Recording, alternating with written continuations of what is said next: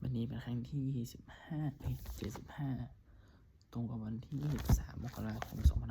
2568ข้าพเจ้านายพันธ์สันต์กันทาขอเป็นวาจาสาธยายพุทธมนต์ถวายเป็นพุทธบูชาธรรมบูชาสังฆบูชาจาระ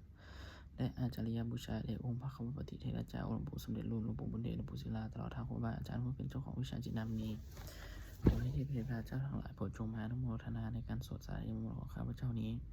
ขออนุภาพพระคุณพระรัตนตรัยครูบาอาจารย์และเทพเทวดาทั้งหลายโปรดจงบันดาลให้จิตของข้าพเจ้าเป็นสมาธิอันควรแก่การสวดสาธยายมนต์ต่อไปบทสวดชุมนุมเทวดาสัมมันตาจักรวาเลสุอัตตาคัจฉันตุเทวตาสัทธมังมุนิราชสะสุนันตุสัคขโมคทังสเคกามิจารุเปคิสีขลตาเตจตาลิเกวิปานีทีเปรเตจักขามิตาลุวนาคาหานิเกหะวัตถุมหิเกเตกุมาจยันตุเทวาชะละทะละวิสเมขยะขะขันธปนาคาติทันตาสันติเกยังมิวรจนังสัทธโภเมสุนันตุธรรมสวรรคาโลอายมทันตาธรรมสวรรคาโลอายมทันตาธรรมสวรรคาโลอายมทันตาบทสวดนมัสการสิทธิคาถานะโมตัสสะภะคะวะโตอะระหะโตสัมมาสัมพุทธัสสะนะโมตัสสะภะคะวะโตอะระหะโตสัมมาสัมพุทธัสสะนะโมตัสสะภะคะวะโตอะระหะโตสัมมาสัมพุทธัสสะบทสวดสัจจกิริยคาถานัตถิเมสรนังอัญญังพุทโธเมสรนังวรังอิตินาสัจจวัชเชนะโสทิมิโหตุสัพพะนัตถิเมสรนังอัญญังกัมโมเมสรนังวรังอิตินาสัจจวัชเชนะโสทิมิโหตุสัพพะนัตถิเมสรนังอัญญังสังโฆเมสรนังวรังอิตินาสัจจวัชเชนะโสทิมิโหตุสัพพะบทสวดมหากรุณิโกนาโถติอาทิกคาถามหากรุณิโกนาโถอัตถายะสภะปรินางบุริตวาปรมีสภาปโตสัมโพธิมุตตมังอิตินาสัจจวัชเชนะมโหตุสัมพุทธปรวามหาการุณิโกนาโถหิตายะสภะปรินางบุริตวาปรมีสภาปโตสัมโพธิมุตตมังอิตินาสัจจวัชเชนะมโหตุสัมพุทธปรวามหากรุณิโกนาโถสุขายะสภะปรินางบุริตวาปรมีสภาปโตสัมโพธิมุตตมังอิตินาสัจจวัชเชนะมโหตุสัมพุทธปรวาสุมหาสมัยสุดเอวเมสุตังเอกังสมยังภควาสเกสุวิหารติกัปปิวรวัตถุสมิมหาวันิมหาตาภิกขุสังเกนะสติปัจจมาเตหิภิกขุสติหิสเปวะอารันเตหิทัสสะหิจาโลกาธาตุหิเทวตาเยโภเยนะสนิปติตาโหนติภควันตังทัสสนายาภิกขุสังคัญจะอัตถะโคจัตตุนันสุทธาวาสากายิกานันเทวานันเอตตะโหสีอยังโคภควาสเกสุวิหารติกัปปิลวัตถุสมิมหาวันิมหาตาภิกขุสังเกนะสติปัจจมาเตหิภิกขุสติหิสเปวะอารันเตหิทัสสะหิจาโลกาธาตุหิเยวตาเยโภเยนะสนิปติตาโหนติภควันตังทัสสนายาภิกขุสังคัญจะยันโนนะพยัมปิเยนะภควาเตนุปสังกมยมะอุปสังกมิตวะภควโตสติเกปจิกคาถาปสยมติอัตถะโคตาเทวตาสุยถาปีนะมะพลวะปุริโสสมชิตังวะพาหังภาษาเลยะภาษาลิตังวะพาหังสมชยะเอวะเมวะสุทาภเสสุเทปิสุอันตระหิตาภควโตปุตตะตุปตุละหันโสอัตถะโคตาเทวตาภควันตังอภิวาเทตวะเอกมันตังอัตังโสเอกมันตังทิตาโคเอกเทวตาภควโตสติเกอิมังคาถาภัสสิมหาสมะโยปวะนัสมิงเทวกายาสมคตาอาคันตมหาอิมังพรหมสมะยังทักขิตาเยวะบลาชิสักขันติอัตถะโคปลาภะเทวตาภควโตสติเกอิมังคาทังอภัสสิตัตตระภิกขโวทัสมาสามาทังอหังสุจิตตังอัตโนอุชุกมังกังสุสารทิวะเนตานิขะเหตวัตอินทริยานิละคันติปันทิตาติอัตถะโคปลาเทวตาภควโตสติเกอิมังคาทังอภัสสิชิตวะคีลังชิตวะปะลีสังอิทัคคีลังโอหะจะมะมิชาเตจลันติสุทธาวิมลาจักขุมาตาสุทันตาสุสุนะคติอัตถะโคปลาเทวตาภควโตสันติเกอิมังคาทังอภัสสิเยเกจิพุทธังสรณังคตาเสนะเตขมิสันติอภัยภูมิปหายามนุสสังเดหังเทวกายังปริปุเรนสันติติอัตถะโคภควาภิกขุอมันเตสีเยโภเยนะภิกขเวทัสสะสุโลกาลตุสุเทวตาเยเทวตาสันนิปติตาโหติภะตถาคตังทัสสนายาภิกขุสังคัญจะเยปิเตภิกขเวอหิสุงอติตามัทนังอะระหันโตสัมมาสัมพุทธาเตสัมปิภควันตานังเอตปรมะเยวะเทวตาสันนิปติตาอหิสุสยถาปิมยหังเอตระหิเยปิเตภิกขเวพระวิสันติอนาถตะมัทนังอะระหันโตสัมมาสัมพุทธาเตสัมปิภควันตานังเอตปรมะเยวะเทวตาสันนิปติตาพระวิสันติสยถาปิมยหังเอตระหิอจิกิสมิภิกขเวเทวกัญญนังนามนิกิตยิสมิภิกขเวเทวกัญญนังนามนิเสสิสมิภิกขเวเทวกัญญนังนามนิ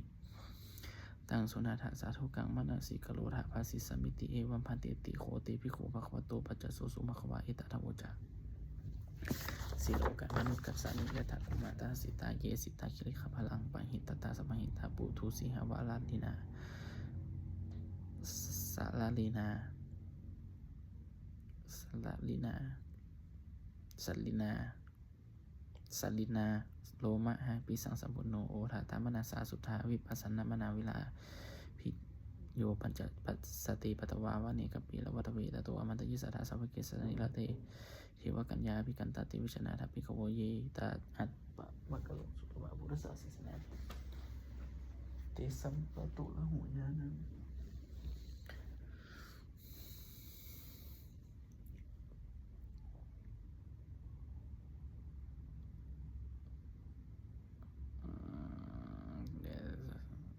ญาณังอะมนุสันนะสนาอเปเกสตามัทโคงสาสังอหัตตลิงสตาเอเกสาสานาอะมนุสันนะมัทสุง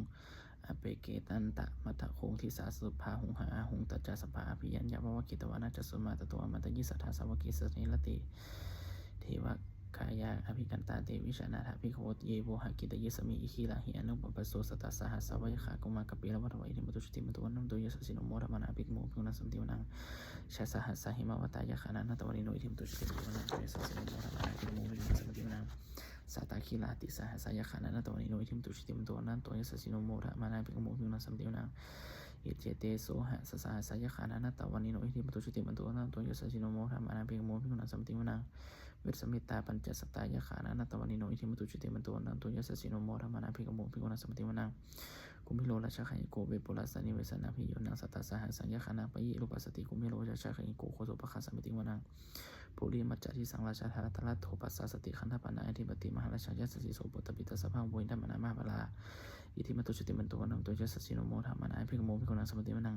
ทักขินัจจทิสังราชาวิโรตัเรียกโหตปัสสะสติอุมันธนาอธิปติมหาราชายัสสิโสปุตตปิตสภาโวยธรรมนามหาภลาอิทิมัตุจุติมันตัวนันตุยสสิโนโมธรรมนาภิกโมภิกขุณสมติวนัง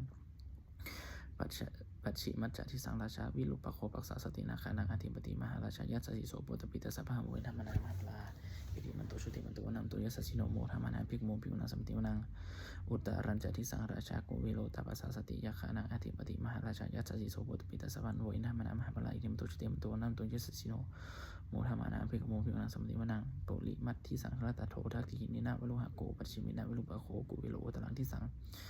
จัตตาโลเตมหาราชาสมันตจตุโรทิสัทธะละมานะอาทังสุวรรณิกปิลวัตวิตัสสังมโยเทสังมายามิโนสัทธะทัสสะอาโควันจานิการสัทธะมายโกเตนุวิเตนุวิภูจาวิสุโตสนะจันโนกมิเสโตจักินุขันโทนิคันธิสังปะนาโทอุมามัจโยจะเทวสุโตจมัตตาลิเจตสินโนจักขันธโพนะโหราชาชโนสันติอาโคปัญจสิโคเจวะติมหลุสุริยวัชสะเอติจันติจาราชโนขันธภาสหราจุปีโมทะมานะอภิกโมภิกขุณสมติวนังอาคูนาภัสสานาคาเวสาลาสหัตชกากัมพลสัตตละอาคูพยาคาสหยติพิยามุนาทัตตละทาจะอาคูนาคายาสสิโนเอวลาโนมหานาโคสุปะคาสมิติวนังเยนะคาราชิสหสาหารันติทิพาทิชาปขิวิทุสสุทิพาทิชาปขิวิสุทธจักโคเวหายาสาเตวนามัชปตาจิตราสุปนะอิติเตสนามังอภยันตถานาคาราชานามาสีสุปันนาโตไขมามากสีพุทโธสันนะหิวัจหิอุปวะหยันตานาคาสุปันนาสารนามากันสุพุทังชิตาวชิลาหเทนะสุมุตทังอสุรสิตาหาตะโลวัสวัสสิติอิติมันโตยะสสิโนกาลกัญชามหาพิสมาอสุราธานาเวคัสสาวิปัจจิติสุจิตจัมหาบังโทมันตุจีสหสัตตจะปริปุตานาสเพเวโลจานามกาสันนาหิตวะปริเสนังลาหุพัทมุปะขามงสามโยธานิปันนันติภิกขุนังสมติวนังอาโปจเทวะปัตวิจเทโชวโยตนะขมุงวะลุกนาบรุณาเทวะโสมุจจยสสหทาสหเมตตากรุณากายกาวอาโคเทวะยัสสิโนทัสติทัสนากายาสเปนะนัตวนิโนทิมตุจุติมันโตนันโตยัสสิโนโมธรรมนาภิกโมภิกขุนังสมติวนังเวนุจเทวะสหวิจสมาจตุวิยมะจันสุปนิสาเทวะจันทมาโคบริขิตาสุริยสุปนิสาเทวะสุริยมาโคบริขิตานะขัตนิปุริขิตวะอาโคมันทลวหากาวาสนาวสโอเสโตโสภคัสสปุริธาโตทัสติทัสสากายาสเปนะนัตวนิโนทิมตุจุติมันโตนันโตยัสสิโนโมธรรมนาภิกโมภิกขุนังสมติวนังอาทาโคสโหติทิวะชาละมาคีสิกาลิวะลิตกัจจโลชาจักุมาปุหานิภาสิโนวรุณาสหธรรมาจัจจุตาจะอนิชกาสุเลยยะลุจละอาโควาสวานิสิโนทัสติทัสสากายาสเปนะนัตวนิโนอิติโตจุติมโตนันโตยัสสิโนโมธรรมนาภิกโมภิกขุนังสมติวนังสัมมานามหาสัมมานามโนสามโนสุตตมะทิฆาปทุสิกาอาโคมโนปทุสิกาอาโคหะระโยเทวะเยจาโลหิตวสิโนปาลคามหาปาลคาอาโคเทวะยัสสิโนทัสติทัสสากายาสเปนะนัตวนิโนอิติมโตจุติมโตนันโตยัสสิโนโมธรรมนาภิกโมภิกขุนังสมติวนังสุกากะโลมหาอาโลนาอาโคเวคณาสาสหะโอเคตยะหาปมุขาอาโคเทวะวิจักขณา สัทธามตาหาลักขชามิตรสกาจายาสสิโนทานายาอาคาปจุโนโยทิสาอภิวัสติทัสเตทัสสากายาสเพนันตมณิโนอิทิมตุชุติบันโตอนันโตยาสสิโนโมทามานาเปกโมพิงนังสัมติวนังเขมิยาตุสิตายามากันทากาจายาสสิโนสัมพิตตกาลมาสิทาโชตินามาจาสวานิมานาลาติโนอาโคปาลานิมิตาทัสเตทัสสากายาสเพนันตมณิโนอิทิมตุชุติบันโตอนันโตยาสสิโนโมทามานาเปกโมพิงนังสัมติวนังสัทเทเตเทวนิกายาสเพนะนัตตวนิโนนามันวะเยนะอาคันจุงกีจันยีทิสาสหะสัทธิสาสหะปะโวทาชาติมาคีลังโอคตินามนาสวังทักเขโมขะตะลังนาขังจันทาวะอาสิตาดิตังสุพระมาปรมาโตจะอิทปุตตาอิทิมโตสหัสนากุมาโลติโสจะโสปะคัสปติวนังสหัสพระมรุมสหัสสะพรหมะลากานังมหาพรหมตินทติ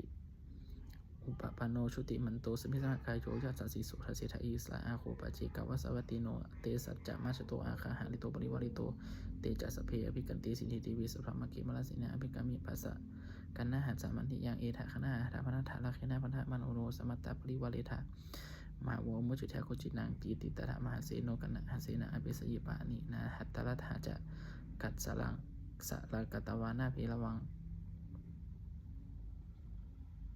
ยัตถาปวุสโกเมโคธนายันตุสวิชุโกตถาโสปัจจุทาวัติสังกุโทอาสยังวัสเสตัจจสภาภิยัญญาวะคิตวนาจสุมาตตัวมันตยิสัทธาสัพพิสัสนิรติมาราเสนาอภิกันตาเตวิชานาธามิโคเตจาตปะมะกะลุงสุตบะพุทธศาสนาวีตะละเกหิปากามุงเนสัมโดมปีอาชยุสัพเพวิเชตสาขามาพยาติตายาสสินุโมหติสาโพตินิสาวกเตชนิสุตติบทสวดจุลระยะฉาบก่อนนะโมเมพุทธเตชะสารตนาตยาธรรมิกาเตชะประสิทธิวานาระยะปรเมสุราสิริปรมาจะอินทัจจตุโลกาคัมภีรขกาสมุทาภูตุงขังขาจะสัพพมะชยะประสิทธิภวันตุเตชยะธรณีธรทีวรทีชยะขาโคนละโคนละนิสัยนิราเสนามารุราชพนันราชีชยะคัมภีรโสภีนาคีนาคีบิสาจภูตากาลีชยะทุนิมิตโลคีชยะสิงคีสุธานามกชาชยะมุวลุนามุขัยสาตาชยะจำปาทินาคากุลคันโทชยะขัจคุณตุลุสุกลาปูชงสีหะพยาคาทีปาชยะวะลุนามุขยาตาชิตาเสนาลีปุณณสุทินรณีชยะสุขาชีวีชยะธรณีทะเลสุธาสุชยะธรณีสตินสันทาชยะมังกลาลัญญาภวเกชยะวารุณยาเคชยะลักเสสุรปุชเตชาชยะปังเมมทัคนาชยะราชาธิราชชัยชยะปัตวิงสปังชยะอาหารันตาปัจเจกพุทธสาวังชยะมหิสุนโลหะโลหะลินวาชยะพระมาสุลโคชยะนาโควิโลหะโกวิโลปะโคจันทิมาลวีอินโทจาเวนะเตโยจะโกเวโลวัลโลโนปิจะอาคิวายโยจะปาชุนโหกุมาโลทัตตะละตาโกอัตตะละสามหาธิวาสิทธิตาปัสสะอัทโยอิสิโนสาวกาสภาชยะลาโมภวันตุเตชยะธรรมโมจะสังโฆจะทายะพโลจะชยะกังอิตินะชยะเตชนะชยะสติภวันตุเตเอเตนะพุทธเตชนะโหตุเตชยะมังคลัง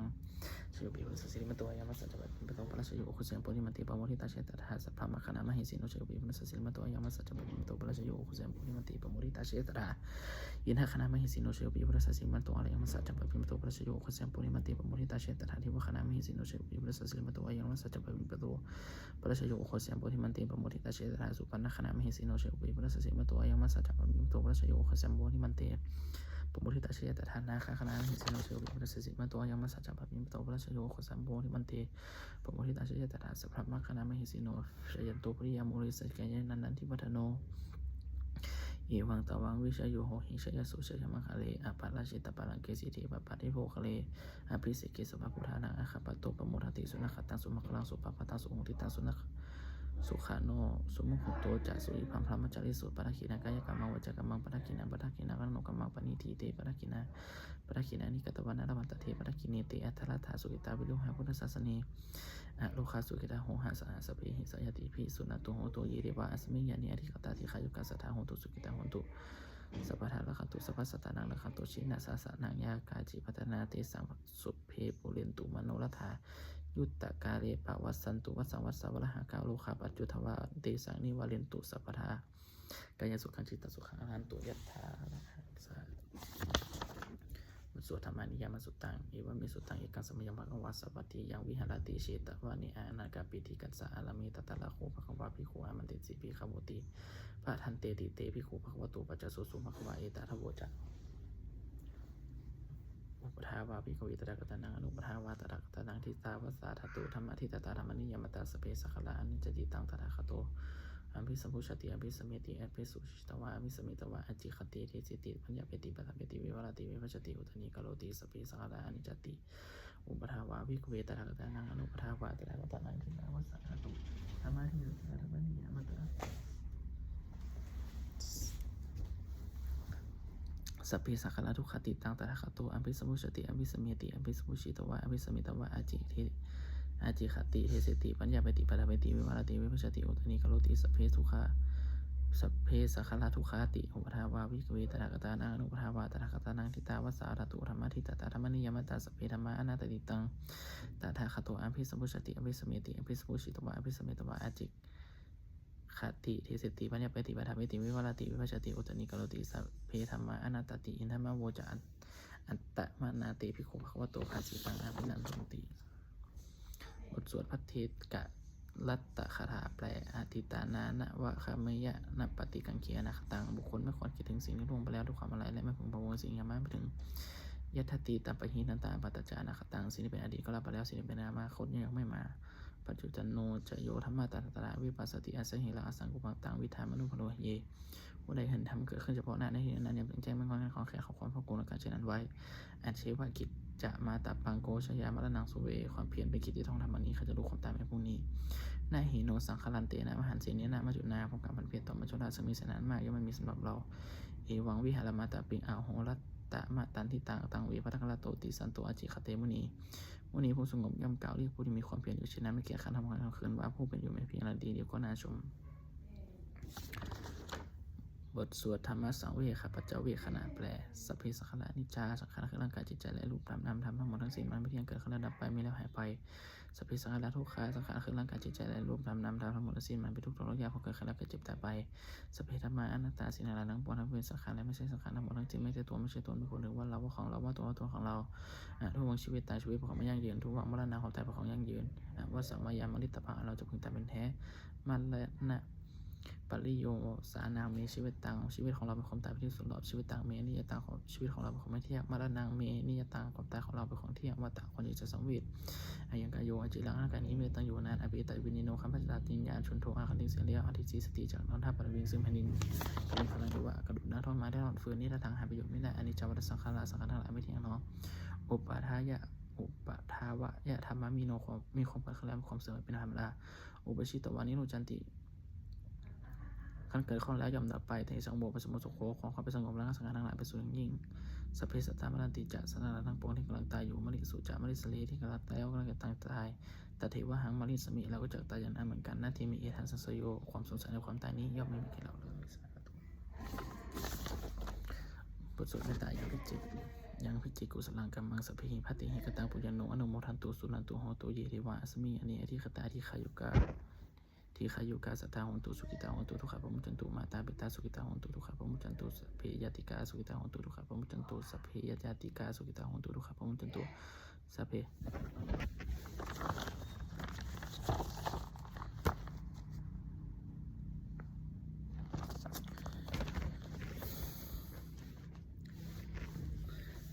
ที่ขายุกาสัทธาโหตุสุกิตาโหตุทุกขะปมุจจันตุมาตาปิตาสุกิตาโหตุทุกขะปมุจจันตุสัพเพยติกาสุกิตาโหตุทุกขะปมุจจันตุสัพเพยติกาสุกิตาโหตุทุกขะปมุจจันตุสัพเพปิสาสัพเพยะขะสัพเพปิตาสุกิตาโหตุทุกขะปมุจจันตุสัพเพอัญจริยุปัจจยะสุกิตาโหตุทุกขะปมุจจันตุสัพเพนะคตาสุกิตาโหตุทุกขะปมุจจันตุสัพเพเทวาสุกิตาโหตุทุกขะปมุจจันตุสัพเพสามิตินังสามิชันตุโวบทสวดบูชามงคลทวดนะโมทิสตัวคันติมายาอิติภะคะวานะโมพุริสิตัวคันติมายาอิติภะคะวานะโมพุริสตัวคันติมายาอิติภะคะวาปฏิทานคาถายาเทวตาสันติวิหารวาสินีรูเปคะเลรูเปคะเลโพธิคะเลตหิงตาธรรมธานีนะพวันตุบูชิตาโสธิกลนเตหะวิหารมัตตะเลเทลาจะมัจจานาวกาจะพิขโวสารามิกาดานาปฏิอุปสากาคามาจะเทสานิคามาจะอิสนาสัปปะนาภูตาสุกิตาพวันตุเตชาลาโพชาเยปิจะอาทสัมภวาสังเสทชาตาอัทวะโวปปาติกานิยานิกังธรรมะวลังปัจจิจติสเปปิทุขสากโลนตุสังขยังธาตุจิรังสตังธรรมโมธรรมะธาราตปุคลา สังโฆโหตุสมาโควะอัฏฐายะจะหิตายะจะอัมหิละคตุสัทธัมโมสัพเพปิธรรมจาริโนวุฒิสัมปปุเยมะธรรมิอริยบวิธิเตปัสสนาโหตุสัพเพปิปานิโนพุทธศาสนีสัมมาทาลังปเวชันโตกะลิเทโวปวัสสันตุวุฒิภาวายะสัตนังสามีทางเนตุมิเดนิงมาตาปิตาอัตราชังนิจังละคันตุปุตตะกังเอวัมธรรมเมนะราชาโนปชังละคันตุสัพพทาเทวตาโอโยชนะคาถาบททรงเทวดาทุกขปัตตาจานิทุกขพยาปัตตาจานิพยาโสขปัตตาจานิโสกะโหตุสัมภปิปานิโนอิตาวตาจะหิสัมปะทางปุญญสัมปะทางสัพเพเทวานุโมทันตุสัพพสัตติสิทธิยาทานังทัทันตุสัทธายาสีลังละคันตุสัพพทาภาวนาพิรตาโหนตุขันจตุเทวตาคตาสุมาคลังคาถาทรงตุสัพพังสุมาคลังละคันตุสัพพเทวตาสัพพพุทธานุภาเวนะสุติโหตุนิรันตรังโหตุสัพพังสุมาคลังละคันตุสัพพเทวตาสัพพธรรมานุภาเวนะสุติโหตุนิรันตรังโหตุสัพพังสุมาคลังละคันตุสัพพเทวตาสัพพสังฆานุภาเวนะสุติโหตุนิรันตรังสเปพุทธาปรปัตตาปัจจิกนันจะยังมรอันตนันเตชนะละคันพระมิสัมปโสสเปพุทธาปรปัตตาปัจจิกนันจะยังมรอันตนันจะเตชนะละคันพระมิสัมปโสสเปพุทธาปรปัตตาปัจจิกนันจะยังมรอันตนันจะเตชนะละคันพระมิสัมปโสสเปพุทธาปรปัตตาปัจจิกนันจะยังมรอันตนันจะเตชนะละคันพระมิสัมปโสสเปพุทธาปรปัตตาปัจจิกนันจะยังมรอันตนันเตอันตนันจะเตชนะละคันพระมิสัมปโสสเปพุทธาปรปัตตาปัจจิกนันจะยังมรอันตนันจะเตชนะละคันพระมิสัมปโสสเปพุทธาปรปัตตาปัจจิกนันจะยังมรอันตนันจะเตชนะละคันพระมิสัมปโสสเปพุทธาปรปัตตาปัจจิกนันจะยังมรอันตนันจะเตชนะละคันพระมิสัมปโสสเปพุทธาปรปัตตาปัจจิกนันจะยังมรอันตนันจะเตชนะละคันพระมิสัมปโส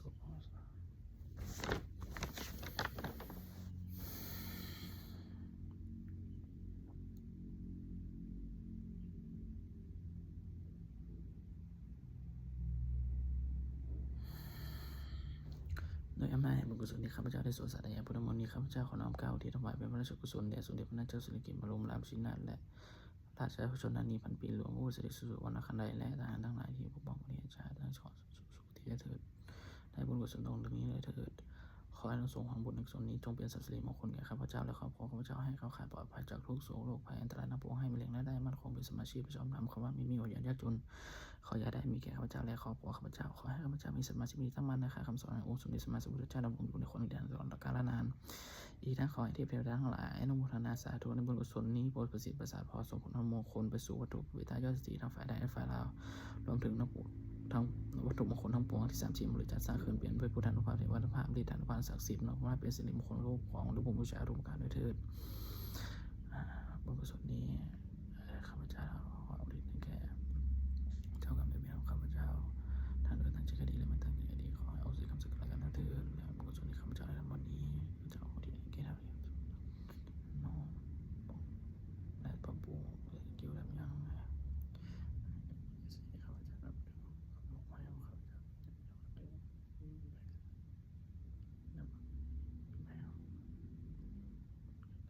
ยิ่งใครก็เถิดสาธุ